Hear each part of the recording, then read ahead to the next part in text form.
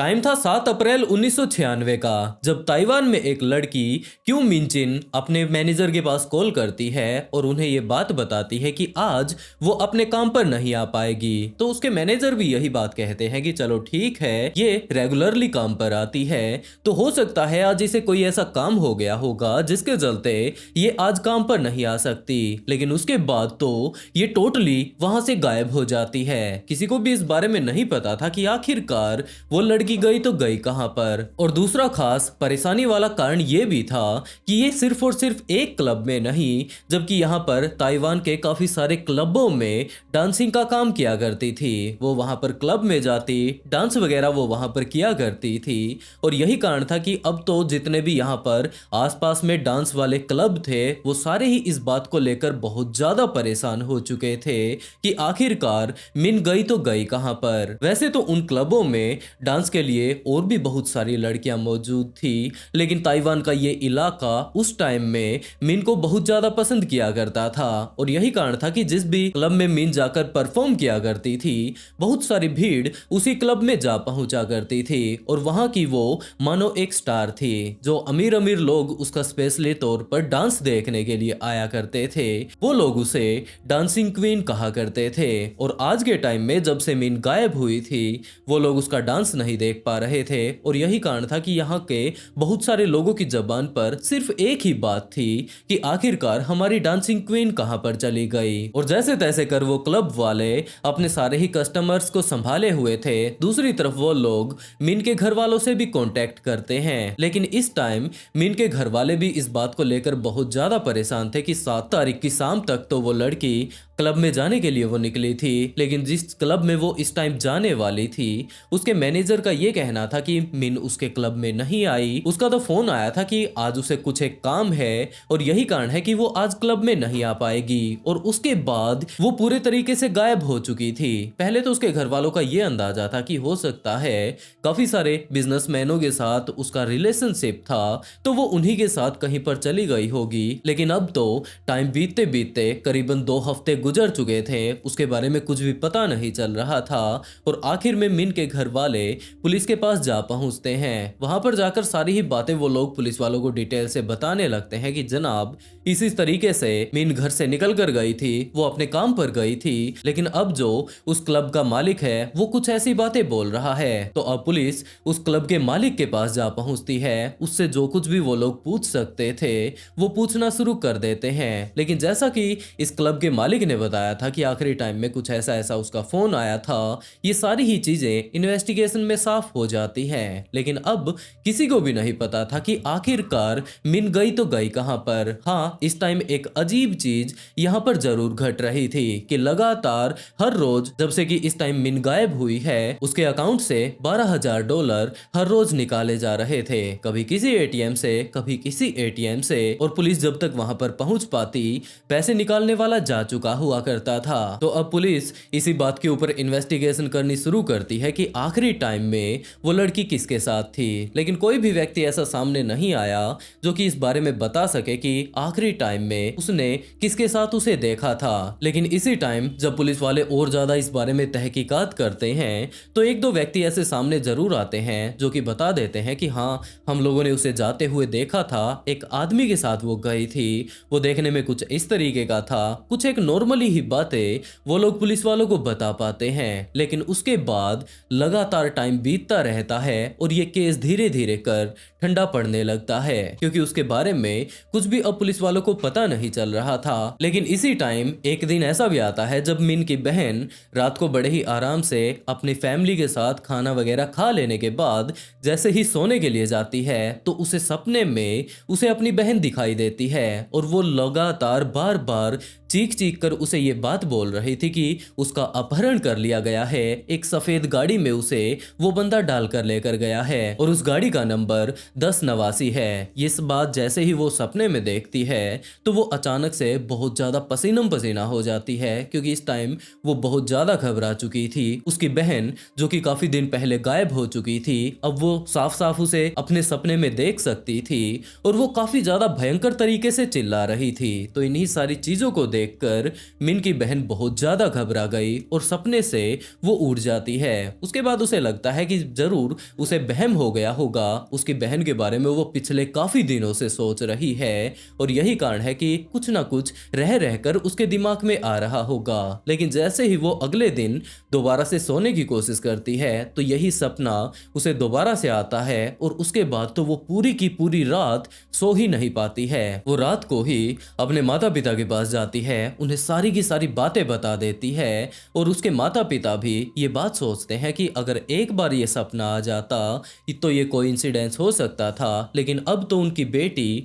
लगातार उनकी दूसरी बेटी के सपने में आकर इसे कुछ बताने की कोशिश कर रही है। और यही सारी की सारी बातें वो लोग लेकर पुलिस वालों के पास जा पहुंचते हैं। उन्होंने पुलिस वालों को सारी ही बातें बताई कि उनकी बेटी इनकी छोटी बेटी के सपने में आती है और वो बहुत ज्यादा बुरे तरीके से रो रही थी, चिल्ला रही थी और उसने बताया कि उसका एक सफेद गाड़ी में अपहरण किया गया था। इसके अलावा इस गाड़ी का नंबर भी उन्होंने ये बताया है। तो ये सारी ही चीजें वहां पर मौजूद बाकी पुलिस वालों ने जब सुनी तो उनमें से कुछ एक पुलिस वाले ये बात कहते हैं कि जनाब जरा रुकिए, हम लोगों को थोड़ा डिटेल से इन लोगों से ये बात पूछने दीजिए। तो वो लोग गाड़ी के बारे में पूछने लगते हैं कि क्या आपकी बेटी ने कुछ एक और बातें उन्हें बताई है। तो उन्होंने बताया कि हाँ, कुछ एक ऐसी बातें बताई है गाड़ी के बारे में। तो इसी टाइम तो उसका जो नंबर वगैरह उनकी बेटी ने सपने में आकर इनकी छोटी बेटी को बताया था, वो सारा ही जब वो लोग कलेक्ट कर लेते हैं तो पुलिस वालों ने बताया कि जनाब जब जब मिन के खाते से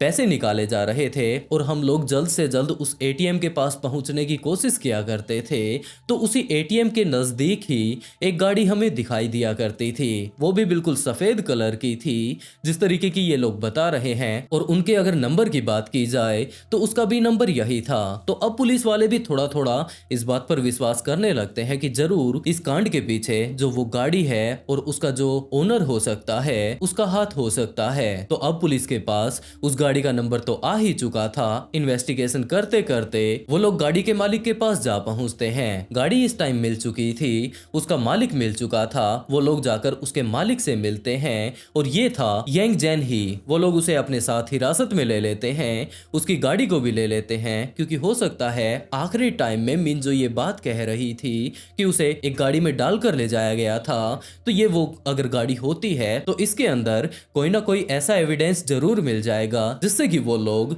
इस बात का बड़े ही आराम से पता लगा पाएंगे कि क्या मिन को इसी गाड़ी में डालकर ले जाया गया था। तो उस गाड़ी को भी उठा लिया जाता है, उस बंदे को भी अपने साथ पुलिस वाले ले लेते हैं और उससे ले जाकर पूछताछ करनी शुरू करते हैं। और दूसरी तरफ जो इनकी गाड़ी थी उसे उनके पुलिस स्टेशन के नीचे जो पार्किंग मौजूद थी उसमें ले जाकर खड़ा कर दिया जाता है। उसके बाद पुलिस वाले एक तरफ तो इस गाड़ी के अंदर छानबीन कर रहे थे, दूसरी तरफ यांग से भी इन्वेस्टिगेशन शुरू हो चुकी थी। लेकिन यांग ने मना कर दिया कि हाँ जनाब, मैं उस लड़की को काफी अच्छे से जानता हूँ क्योंकि कभी कभार मैं भी क्लब में जाता रहा करता था पहले के टाइम में, लेकिन अब तो मुझे उसे देखे ही पता नहीं कितने दिन हो चुके हैं, मेरा उससे कोई भी रिलेशन नहीं है और इनके अलावा उसने कुछ भी नहीं बताया। दूसरी तरफ पुलिस वालों के हाथ इसकी गाड़ी तो लग ही चुकी थी, तो वो लोग उसी के अंदर इस टाइम इन्वेस्टिगेशन कर रहे थे। और इसी इन्वेस्टिगेशन के दौरान पुलिस को पता चलता है कि इस गाड़ी के अंदर एक फोटो मौजूद है और इस फोटो में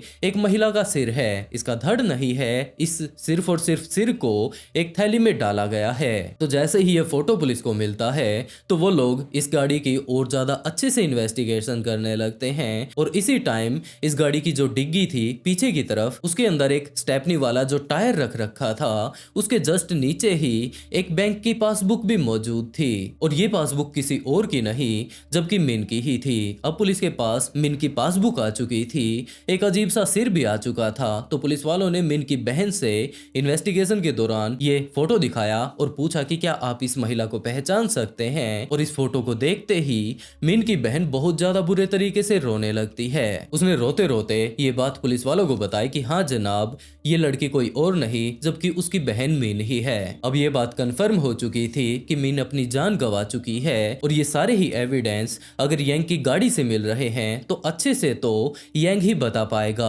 कि आखिरकार यहाँ पर मामला क्या चल रहा है। तो यंग के पास दोबारा से पुलिस जाती है और उससे पूछताछ करनी शुरू करती है, लेकिन इन सारी ही चीजों में अब काफी ज्यादा टाइम बीत चुका था। और दूसरी तरफ जो ये गाड़ी अब पुलिस पुलिस थाने के नीचे लाकर खड़ी कर दी गई थी उस पार्किंग में, वहां पर काफी सारी अजीबोगरीब अब घटनाएं घटने लगी थी। और इसी टाइम जब पुलिस ऑफिसर्स यंग के ऊपर लगातार दबाव बना रहे थे कि भाई अब तो सारे के सारे एविडेंस भी मिल चुके हैं, तो आखिरकार हमसे छुपाना क्या चाहता है, बड़े ही आराम से या तो तू अपने आप बता दे, नहीं तो हमें और ज्यादा मशक्कत करनी होगी। और उसके बाद यंग इस बात के लिए हाँ भर लेता है कि हाँ जनाब, मैंने ही उसे मारा है। और इसके अलावा उसने पूरी ही कहानी भी पुलिस वालों को बताई कि किस तरीके से उसने इसे मारा है। पुलिस वालों का सबसे पहला ये सवाल था कि आखिरकार तूने उसे मारा ही क्यों। और उसके बाद यंग ने बताना शुरू किया कि जनाब, पूरा ही मामला ये था कि मैं उसका एक कस्टमर था। जैसे कि बाकी जो बिजनेसमैन थे वो उसे बहुत ज़्यादा पसंद किया करते थे,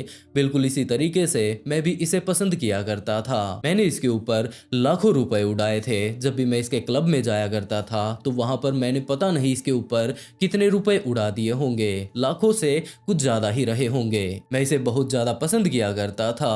लेकिन उसके बाद एक टाइम ऐसा आया जब मैं जुआ खेल रहा था, क्योंकि मेनली तौर पर मैं जुआ खेलकर ही पैसे कमाया करता था ज़्यादा, और मेरे पास कोई प्रॉपर्टी वगैरह या फिर मेरे बिजनेस वगैरह नहीं थे। लेकिन इसी टाइम मेरे इतने ज़्यादा बुरे दिन शुरू हो जाते हैं कि मैं लगातार जुए में हारता जा रहा था। और एक बार तो इसी तरीके से जुआ खेलते हुए मैं पुलिस वालों के भी हाथ लग जाता हूँ और उसके बाद मुझे जेल जाना पड़ता है। और जैसे ही मैं जेल से छूटकर वापस आता हूँ उस टाइम तक मैं पूरे तरीके से कंगाल हो चुका था। अब मेरे दिमाग में काफ़ी सारे सवाल आ रहे थे कि अब मैं करूं तो क्या करूं। और उसी टाइम मुझे मिन की याद आती है। मैंने सोचा कि अगर मैंने इसके ऊपर इतने सारे पैसे उड़ा रखे हैं तो क्यों न अब टाइम आ चुका है कि मैं उससे जाकर मेरे पैसे वापस ले लूं। तो मैं इसके पास जा पहुंचता हूं। वैसे भी हम लोग पहले पर्सनली भी काफ़ी बार मिल चुके थे, मिन मुझे काफ़ी अच्छे से जानती थी। तो मैं इसके पास जाकर बातें उस दिन करने लगता हूँ। मैंने इसे डेट के लिए उस दिन प्रपोज किया था। मिन भी इस बात के लिए मान जाती है क्योंकि मैं इसका एक प्रीमियम कस्टमर था। और यही कारण था कि उस दिन ये एक क्लब में जा रही थी, लेकिन मैंने इसे मना कर दिया कि आज रात क्यों न तुम मेरे साथ बिताओ। और उसके बाद उसने अपने क्लब में फ़ोन करके जब ये बात बोल दी थी तो मैं उसे अपने साथ डेट के लिए, क्योंकि अब मेरे पास ज़्यादा पैसे तो थे नहीं, लेकिन एक वीरान इलाके में गहरे जंगल में मेरा एक छोटा सा फार्म हाउस था, एक दो कमरे वगैरह वहां पर थे, तो मैं इसे वहां पर लेकर जाता हूँ। और वहां पर जाने के बाद तो मानो पूरा का पूरा यंग का मूड ही बदल चुका था। वो उससे पैसों की डिमांड करने लगता है। मिन भी इस बात के लिए मना कर देती है कि वो सारे ही पैसे तुमने मेरे पास उधारी में नहीं रखे थे, जबकि तुमने वो सारे पैसे उड़ाए थे वहां पर अपने आप को और ज्यादा अमीर दिखाने के लिए, अपनी हैसियत दिखाने के लिए। तो अब वो कैसे पैसे वापस मांग रहा है। तो इस टाइम ये पूरे तरीके से कंगाल हो चुका था, अपने आप के ऊपर वो कंट्रोल नहीं रख पाया और वो उसे मारना शुरू कर देता है। लेकिन इस टाइम मिन के पास लगभग $32,000 के आसपास थे, तो वो सारे के सारे पैसे उसे दे देती है। और वो पैसा ले लेने के बाद उसे यूं ही नहीं छोड़ देता है, जबकि उसे अपने फार्म हाउस पर ही बंद करके बाहर निकल जाता है। उसके बाद जाकर जो कुछ भी उसे खर्चा वगैरह करना था, क्योंकि पिछले काफी दिनों से इसके हाथ में कड़की चल रही थी, तो उसने जाकर हाथ खोलकर अपना पैसा उड़ाया। और उसके बाद जैसे ही वो वापस आता है तो मिन से ये बात कहता है कि अब उसके पास फिर से पैसे खत्म हो गए हैं, मैंने तो तुम्हारे ऊपर लाखों करोड़ों रुपए उड़ाए हैं, तो थोड़े से अगर तुम पैसे मुझे वापस मेरे लौटा देती हो तो तुम्हारा क्या बिगड़ जाएगा। जिसके तौर पर वो मिन को अपने साथ लेकर एटीएम जाया करता था और वहां पर जाकर 12,000 रुपए हर रोज वो निकाल लिया करता था। धीरे धीरे कर जैसे जैसे वो हर रोज इसके साथ जाया करता था तो इसे इसका एटीएम पिन भी पता चल चुका था। और उसके बाद तो वो खुद ही पैसे निकालने लगता है। अपनी उसी गाड़ी में वो जाया करता था और जब भी पुलिस वाले इन्वेस्टिगेशन करने के लिए आया करते थे तब तक वो वहां से भाग जाता। पुलिस वाले यहाँ पर आसपास की सारी ही जगहों को छान मारते, लेकिन यहाँ पर मिन जब भी उन्हें नहीं मिला करती थी तो वो यही बात सोचते कि पता नहीं वो महिला गई तो गई कहाँ पर। लेकिन हर बार उन्हें ये गाड़ी यहाँ पर दिख जाया करती थी, लेकिन पुलिस वालों को पता ही नहीं था कि वो बंदा उसे किडनैप करके इसी गाड़ी में यहाँ पर लेकर आया है। तो पुलिस वालों का अगला सवाल ये था कि अगर मिन तुम्हारे सारे ही खर्चे उठा रही थी तो तुमने उसे मार क्यों डाला? तो यांग ने कहा कि वो सारे खर्चे तो उठा रही थी, लेकिन एक दिन ऐसा भी आया जब वो ये बात कहती है कि कितने दिनों तक वो इसी तरीके से इधर घूमती रहेगी, उसे अब आजादी चाहिए। और इन्हीं सारी चीजों को लेकर उसे भी शायद गुस्सा आ चुका था, उसने इसे थप्पड़ मार दिया। और जैसे ही यांग को थप्पड़ लगता है वो भी अपने गुस्से को कंट्रोल नहीं कर पाया, वो उसके ऊपर हमला कर देता है और एक ही हमले में मिन अपनी जान गंवा देती है। जैसे ही मिन ने अपनी जान गंवाई तो वो बहुत ज्यादा घबरा जाता है और उसके बाद उसके दिमाग में ये सवाल आता है कि अब वो इस डेड बॉडी का क्या करे। और उसी टाइम उसने ये बात सोच ली थी कि अगर वो इसी तरीके से इसे कहीं पर फेंक देगा तो बाद में पुलिस इसके ऊपर इन्वेस्टिगेट करेगी और आखिर में ये पकड़ा जाएगा। तो उसने अपने आप को बचाने के लिए उसकी बॉडी को 4 हिस्सों में काट दिया और चारों ही हिस्सों को एक स्पेसिफिक जगह पर ले जाकर वो ठिकाने लगा देता है। लेकिन उनमें से भी उसने उसके गर्दन को अलग कर लिया, क्योंकि उसका ये विश्वास था कि जरूर आज न कल जब पुलिस वाले इसकी बॉडी को ढूंढ लेंगे तो इसका सिर भी उन्हें मिल जाएगा और उन्हें पहचान हो जाएगी कि ये तो मिन है, आखिरी टाइम में ये किसके साथ गई थी, और वो पकड़ा जाएगा। क्योंकि अब मिन लगातार अपने खाते से पैसे निकाल रही है तो पुलिस वालों के दिमाग में यही रहेगा कि हो सकता है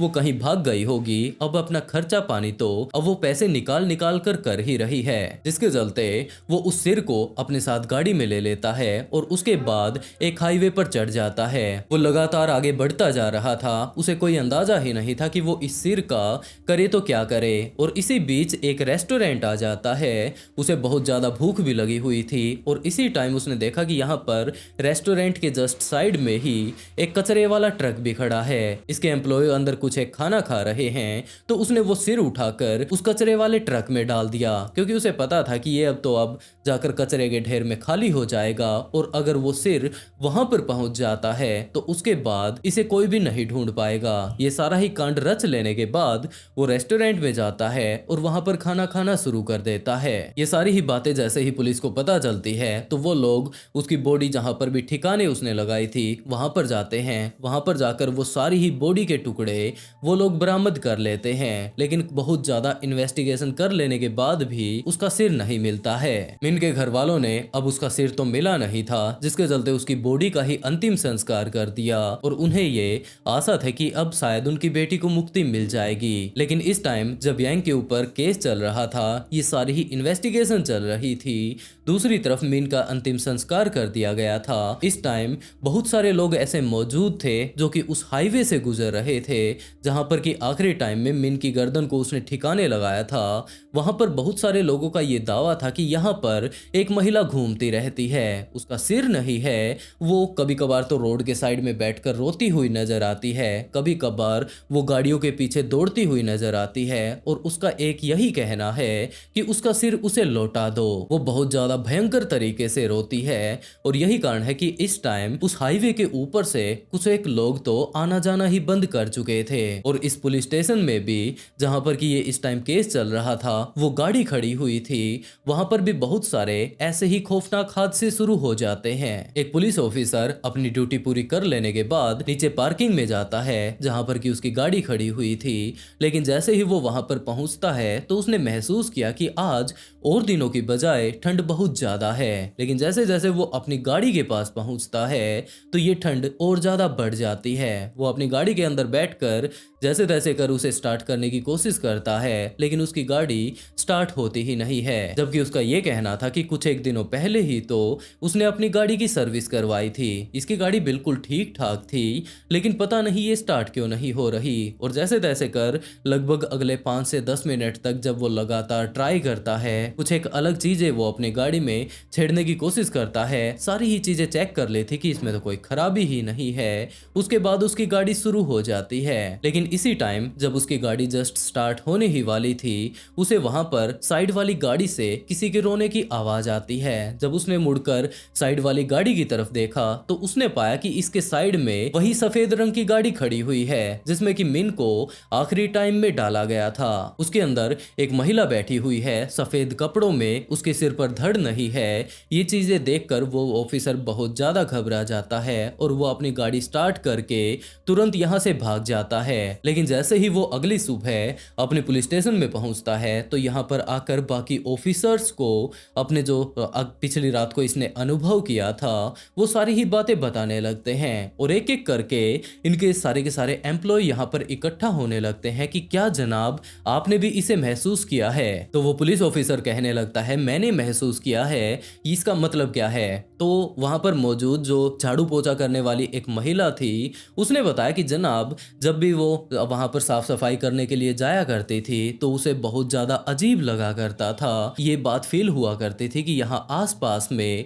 कोई ना कोई घूम रहा है। बहुत बार उसे हंसने की आवाजें आती, बहुत ज्यादा रोने की आवाजें आती, तरह तरह की उसे आवाजें आया करती थी। और जिस साइड भी अंधेरा होता रात को अगर वो अकेली चली जाती तो वहां पर एक महिला उसे घूमते हुए नजर आया करती थी। उसने सफेद कपड़े पहन रखे थे, वो देखने में बहुत ज्यादा खौफनाक नजर आ रही थी। उसके सिर पर इस टाइम धड़ भी मौजूद नहीं था और इन्हीं सारी चीजों को देखकर ये वापस भाग आया करती थी। रात को वहां पर ड्यूटी देने वाले चौकीदारों का भी ये कहना था कि जनाब हमारी जो कुर्सी वगैरह है वहां पर बैठने की वो अपने आप इधर से उधर हम लोगों ने जाते हुए देखी है। और यही कारण है कि जब से ये केस स्टार्ट हुआ है हम लोगों ने आपस में तो बातें की थी लेकिन अपने सीनियर्स को कुछ भी नहीं बताया, क्योंकि हमें नहीं पता था कि आप लोग इसके ऊपर विश्वास करेंगे या नहीं। और इसी तरीके से ये मामला अगले काफी दिनों तक चलता रहता है। लेकिन इस टाइम भी मिन की गर्दन नहीं मिली थी। लेकिन जैसे ही ये बात पता चलती है कि इस बंदे ने कुछ इस तरीके के कांड किए हैं तो उसे जज के सामने पेश किया जाता है और जज उसकी पूरी ही कहानी सुन लेने के बाद उसे डेथ पेनल्टी देता है। यंग को फांसी की सजा दे दी जाती है और उसके बाद मिन के जो कपड़े थे, इस केस से रिलेटेड जितने भी सबूत थे, फाइलें थी, उन सारी ही चीजों को एक साथ इकट्ठा करके जला दिया जाता है। जज का ये कहना था कि इस केस से रिलेटेड कोई भी सबूत नहीं बचना चाहिए और आखिर में अच्छे से मिन का अंतिम संस्कार कर दिया जाता है और इस केस से रिलेटेड उस गाड़ी को भी पूरे तरीके से तहस नहस कर दिया जाता है। और उसके बाद मिन की आत्मा किसी को भी दिखाई नहीं दी। सारी की सारी चीजें बिल्कुल नॉर्मल हो जाती हैं। उस रोड पर आने जाने वाले लोगों को वो आत्मा कभी भी दिखाई नहीं दी। इस पुलिस स्टेशन के नीचे पार्किंग में जब से ये गाड़ी यहाँ से गई थी और मिन का अंतिम संस्कार कर दिया गया था उस सरकटी महिला को किसी ने भी नहीं देखा था। वैसे दोस्तों आप लोग इस घटना के बारे में क्या कहना चाहेंगे? इस केस से रिलेटेड ज्यादातर सबूतों को पूरे तरीके से डिस्ट्रॉय कर दिया गया है लेकिन गिने चुने एविडेंस मेरे हाथ लगे मैं आप लोगों को ये कहानी बता रहा हूँ। और कहानी सुनाने का अगर तरीका पसंद आया हो तो वीडियो को लाइक कर ब्लडी फाइल्स को सब्सक्राइब जरूर कर लें। और इसी के साथ दोस्तों आज का shout out stranger for you को and write a beautiful comment to get shout out in next video. बहुत जल्द मिलते हैं एक और नए ट्विस्टेड केस के साथ।